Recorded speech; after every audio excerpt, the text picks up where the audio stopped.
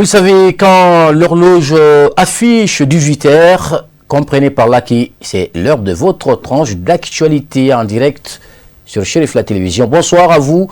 Merci de nous avoir suivis pour vous informer. Voici l'actualité du jour. Le président du Conseil national de transition, CNT, le général de corps d'armée Malik Diaw, a reçu successivement en audience une délégation des Nations Unies, conduite donc par son secrétaire général adjoint et celle de l'UEMOA. Écoutons-les au micro de Aminata Traoré et Nouhoum Kone. Cette audience, accordée par le président du Conseil national de transition CNT à ces personnalités, a pour but de venir témoigner leur solidarité au peuple malien suite à la crise qui secoue le Mali depuis plusieurs mois. Une visite de solidarité des Nations Unies, en particulier du secrétaire général des Nations Unies pour le peuple malien et le gouvernement du Mali, qui fait face au terrorisme et qui est associé à un niveau élevé de souffrance de la population.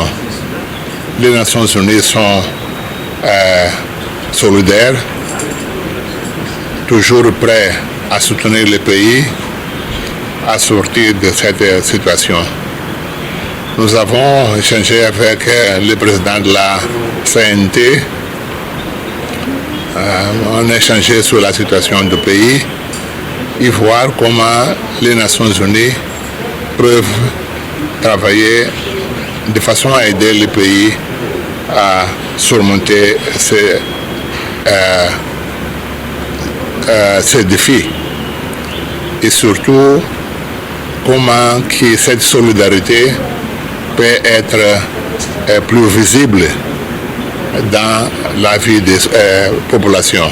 Dans le même registre, la délégation de l'Union économique et monétaire ouest-africaine, UEMOA, était venue également présenter le fruit de leur travail annuel au président du CNT. C'était une occasion pour moi, depuis ma prise de fonction, de venir présenter ma civilité au honorable président de CNT, mais aussi au nom des plus hautes instances de la commission de l'UEMOA, exprimer notre solidarité et saluer le courage du peuple malien pendant cette dure épreuve. Donc l'occasion aussi a servi d'expliquer, de porter à la connaissance du président l'ensemble des activités que la commission de l'UEMOA ici au Mali a pu mener dans le cadre de mise en œuvre des réformes et des directives de l'UEMOA. Je tenais ici encore à remercier l'honorable président ainsi que l'ensemble des membres du CNT pour l'accueil chaleureux et la disponibilité du président du CNT à accompagner la commission de l'UEMOA ici au Mali dans la mise en œuvre des réformes. Comme vous savez, CNT joue un rôle essentiel. La commission de l'UEMOA a un objectif normatif. Normatif veut dire qu'il y a des directives, il y a des règlements qui sont adoptés au niveau du Conseil des ministres où l'État membre, ici par exemple le Mali, doit faire la transposition. Et pour cette transposition, les lois, quand adoptées au niveau du Conseil des ministres, doivent passer ici au niveau du CNT pour examen. Donc nous voulions avoir cet accompagnement et nous sommes repartis très agréablement par rapport à la disponibilité du monsieur le président à nous accompagner à tout moment dans la mise en œuvre des réformes communautaires. Au menu de ces échanges, les deux parties ont passé en revue les préoccupations du moment. Dans l'actualité de ce jour, la traditionnelle rencontre trimestrielle du Bureau national de la branche des prédicateurs de l'ADN Mali Oudouvou s'est tenue le jeudi 20 octobre 2025 à Bankoni Diankinebougou, au siège social de la dite association. Elle a permis aux participants de faire le point des activités de l'an dernier et de définir les objectifs pour l'année prochaine. On fait le point avec Khadija Traoré et Baba Keita. Cette assise est une occasion pour le Bureau national de la branche des prédicateurs Oudou de se réunir et de discuter des questions importantes liées aux activités de l'année précédente. L'objectif de cette réunion, c'est de retourner en arrière, de voir les activités qu'on avait programmées l'année dernière, qu'est-ce qui a marché, qu'est-ce qui n'a pas marché, qu'est-ce qu'on doit changer, de programmer pour cette nouvelle année les activités qu'on doit faire. Pour ce faire, les prêcheurs, les prédicateurs de Cheikh Ousmane Madane Haïdara, nous nous sommes réunis venant de tous les recoins du Mali, de toutes les régions du Mali pour faire cette grande réunion. Ils ont également défini les objectifs pour l'année à venir, tout en misant sur le renforcement de la solidarité et la compréhension mutuelle entre les communautés musulmanes afin de maintenir un climat de paix sociale. Les perspectives déjà élaborées pour cette année nouvelle, tout d'abord la tournée de presse de prédication. Après cela, véhiculer les messages de paix, de communion, de solidarité, d'entraide que le Mali a tant besoin. Donc ce sont entre autres les perspectives qu'on envisage de faire pour cette nouvelle année, Inch'Allah. Cette réunion a rassemblé plusieurs membres de la branche des prédicateurs Oudou venus de tous les horizons du Mali. Notons que cette rencontre a lieu chaque 3 mois. L'association Aïbaou Fatimata Zahara a fait don aux 2 centres de formation, notamment les centres Mohamed El Madani. Fatimata Zahara en marge des festivités commémoratives de l'anniversaire de la fille du saint prophète Mohamed, paix et salut sur lui. Khalida Traoré nous fait le commentaire. Cette initiative de l'association Aïbaou Fatouma Zahra entre dans le cadre de la commémoration de la naissance de Fatima Zahra, fille du saint prophète Mohammed, que la paix et le salut d'Allah soient sur lui. Et si vous remarquez, cette année, ils ont pris comme thème l'éducation des enfants à la lumière de Fatima Zahra. Et là où nous sommes aujourd'hui, et ils étudient le Coran et leur école prend le nom de Fatima Zahra. Et le don est en concordance avec notre thème aujourd'hui. Et je trouve que quoi de plus normal que de faire un don ici. Une école qui est là pour mémoriser, comment dire, le Coran. Et ce geste est à féliciter. Nous sommes ravis et contents pour tout ce que Mme Haïdara est en train de faire pour les enfants et encourager les enfants de faire des études. L'étude est très important. Tout ce qu'on fait là, c'est l'étude qui nous aide de faire tout cela dans la vie. On vous remercie beaucoup, Mme Haïdara, Fatoumata Traoré.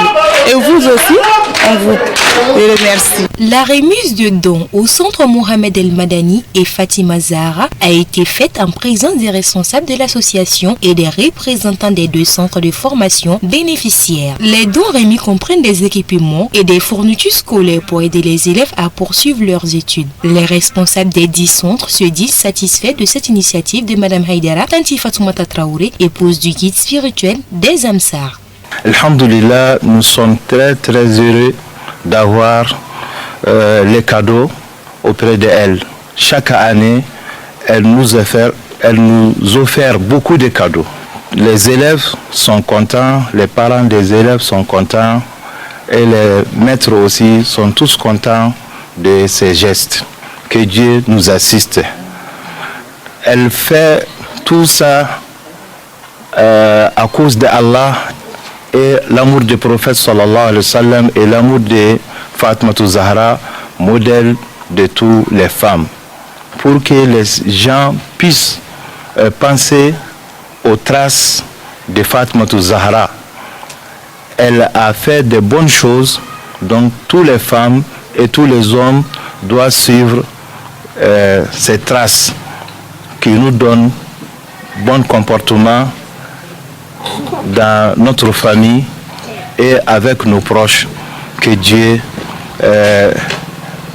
accepte les dons qu'elle a fait, que Fatmatou Zahra intercède auprès d'elle et auprès de son époux Seyid Ousmane Sharif Haïdra et auprès de tous les enfants et les Ansardines, que Dieu nous donne longue vie en prospérité et l'amour de Dieu. L'association Aïbao Fatouma Zahra souhaite que cette initiative contribue à améliorer la qualité de l'éducation et à promouvoir le développement socio-économique des communautés. Du Sénégal à Tanzanie, en passant par le Burkina Faso et la Côte d'Ivoire, voici ce qui fait l'essentiel de l'actualité internationale. C'est en bref en image commenté par Moussa Fomba. La Crimée et le Donbass est reconnue comme russe, pas de troupes étrangères en Ukraine, la non-adhésion à l'OTAN. Des médias révèlent les détails d'un plan de paix qui aurait été fait par les États-Unis d'Amérique. Donald Trump a approuvé un plan en 28 points pour un règlement du conflit ukrainien, a rapporté NBC. L'envoyé spécial américain Witkoff, le vice-président Vance, le secrétaire d'État Rubio et le gendre de Trump à Kushner auraient participé à son élaboration. D'autres médias ont cité des détails de ce projet selon le Financial Times et Axios. Les États-Unis réduiront leur aide militaire à Kiev. Kiev renonce au Donbass. Les forces armées ukrainiennes seront réduites à moitié. Le plan prévoit le transfert à la Russie des territoires du Donbass contrôlés par Kiev en échange de garanties de sécurité américaines. Les lignes de contact dans les régions des Zaporijie et de Kherson seront gelées. Les États-Unis d'Amérique et d'autres pays reconnaîtront la Crimée et le Donbass comme des territoires russes légitimes.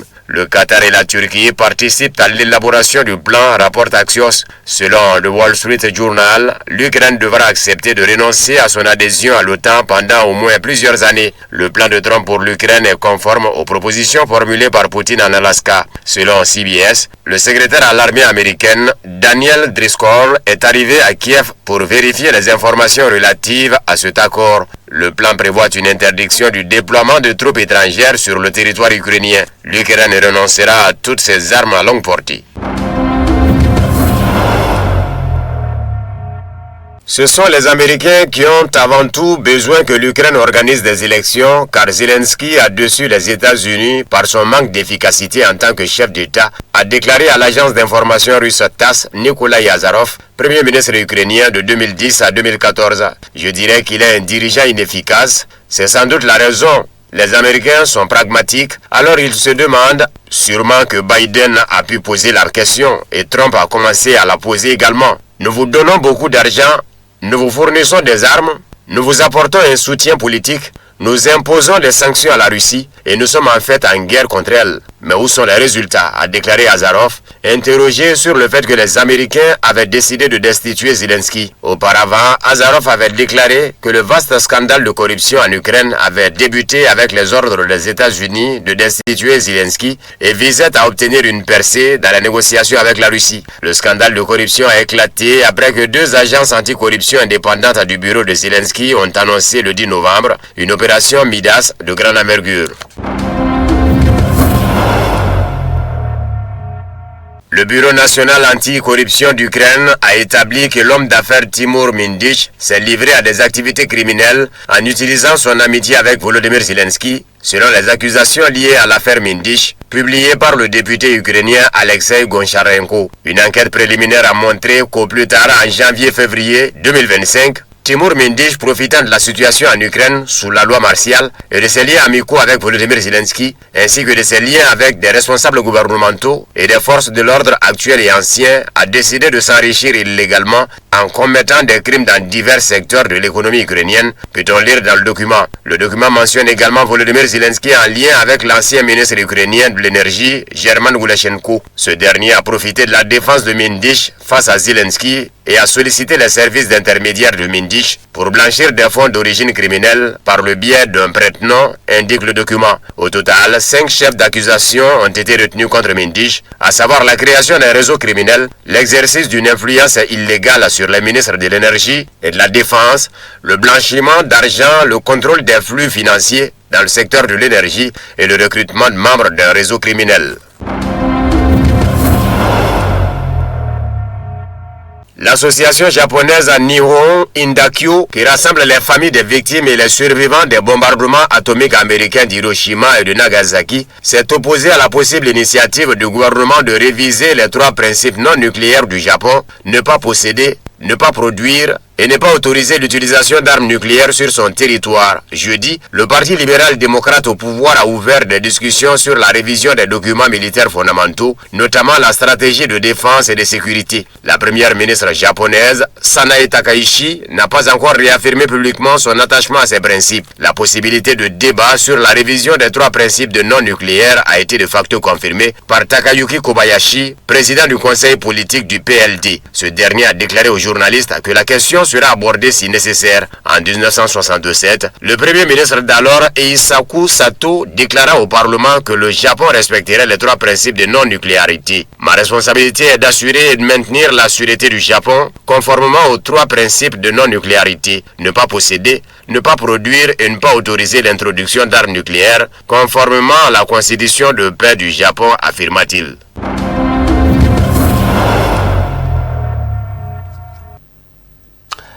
Page noire de cette édition, Mamadi Traoré, communément appelé Kouyaka Mamadi, frère du président de la fêtière islamique et guide spirituel des Ansars, son éminence Asseid Sherif Ousmane Madan Haïdara.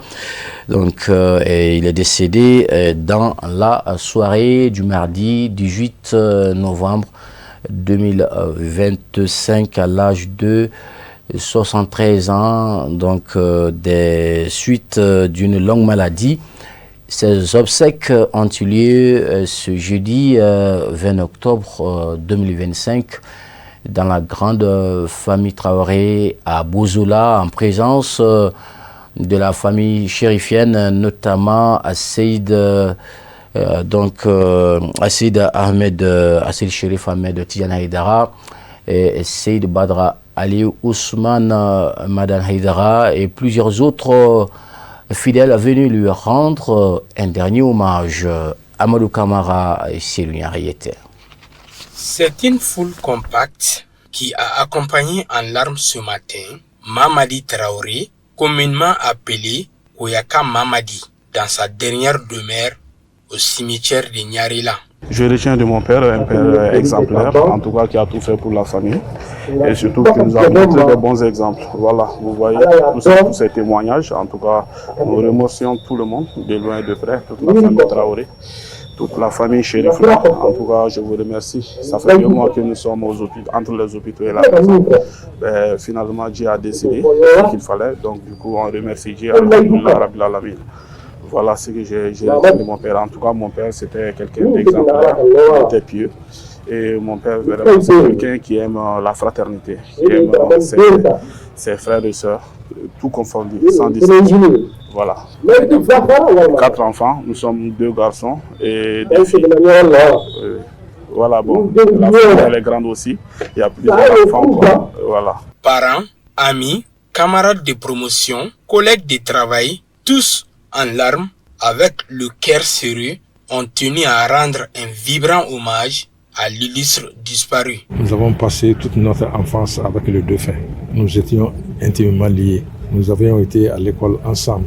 Nous avons joué au ballon ensemble. Et nous étions avec Chérif Madan Haïdara. Il était à Soufara. Nous assistions à ses prêches au tout début.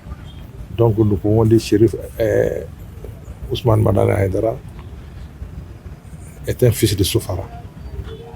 Il a participé à il a répondu présent à toutes les questions concernant la ville de Soufara.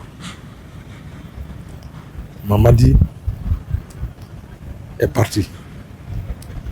C'était une grande perte pour nous. Ousmane Chérif l'a beaucoup aimé. Ils étaient intimement liés. Une fois, je lui ai posé la question, ça fait longtemps, en 2017, j'ai fait exprès, je lui ai posé la question. Il dit, mais qu'est-ce que Ousmane Chérif Madan Haïdara t'a fait, t'a rendu comme service? Il me dit qu'il m'a rendu tous les services. Il m'a remis les clés d'une maison. Il m'a donné un véhicule. J'ai fait le pèlerinage à la Mecque grâce à lui. Ce jour, j'étais énormément content. Donc, maman est partie aujourd'hui. Lui, c'est Baba Timité. Il est de Sofara aussi. Nous étions tous ensemble à Sofara. Maman et moi, nous échangeons chaque fois. Des blagues. Nous demandons à Dieu de l'accueillir dans son paradis éternel. Que son âme repose en paix. Le départ de Mamadi est une grande perte pour nous. Représentant son père aux obsèques de celui dont la présence fut toujours remarquée aux côtés de Seyd Cherif Ousmane Madani Haïdara depuis les premières heures de son prêche. Seyd Cherif Ahmad Tidjani Haïdara, le cœur attristé, a au nom de la famille chérifienne présenté ses condoléances à la famille du défunt Mamadi Traoré. Un jour de tristesse parce qu'on parle du décès de notre grand frère qui est Mamadi Traoré. Mamadi Traoré est notre grand frère. Un grand frère exemplaire. Un grand frère qui est parti dans la dignité. Un grand frère qui était un rassembleur. Parce que Mamadi a tout fait pour que nous soyons unis à jamais. Et aujourd'hui, suite à son décès, c'est vraiment déplorable, mais c'est un fait de Dieu. On ne peut que s'en remettre à Allah subhanahu wa ta'ala. En ce qui concerne le témoignage que je vais faire aujourd'hui, c'est parce que j'étais là. C'est parce qu'il m'a appelé un jour pour me dire de garder ça comme secret. Pas un secret, mais plutôt pour que je sois témoin de ce qui s'est passé. Vous savez, Ousmane Cherif Madani Haïdara et son cousin, leurs mamans sont des sœurs. Et donc, ils sont aussi très liés. Haïdara lui a offert une maison construite et lui a envoyé à la Mecque. Et à son retour, il lui a donné également une voiture. Donc, un jour, il m'a appelé, il m'a dit, Tamsir, je te prends à témoin. Mon frère m'a donné la vie, il m'a donné l'au-delà. M'envoyer à la Mecque, ça veut tout dire, et me donner une maison, ça veut dire tout dire aussi. Donc je tenais à faire ce témoignage aujourd'hui, parce que je crois que c'était la raison pour laquelle il m'a appelé pour se confier à moi. Sachant peut-être, ou en se disant, qu'il va partir avant moi. Mais je pourrais partir avant lui. Mais Dieu a fait qu'il aille avant moi. C'est un fait de Dieu. Et je demande à Allah subhanahu wa ta'ala que la terre lui soit légère et que nous aussi, que nous prions pour lui, que Dieu nous prête longue vie. A signalé que Mamadi Traoré, communément appelé Koyaka Mamadi, est décédé dans la nuit du mardi 18 novembre 2025 aux environs de 20 h à l'âge de 73 ans à Bamako, des suites d'une longue maladie, laissant derrière lui une veuve et plusieurs enfants et petits-enfants inconsolables. Dors en paix, Koyaka Mamadi. Dans la douleur et dans la tristesse, nous implorons le Tout-Puissant Allah de l'accueillir auprès de lui. Ainsi va la vie, Père, son âme. Ainsi se termine cette tranche d'actualité de ce jeudi 20 octobre 2025. Merci à vous de l'avoir suivi, d'avoir su bien nous accompagner. Comme tous les jours, ne partez pas. D'un moment à l'autre, vous retrouverez Lala Kouyaté pour la version en langue nationale. Quant à moi, je me ferai le plaisir d'être là demain pour vous présenter d'autres sessions d'information. Qu'Allah nous assiste. À très bientôt.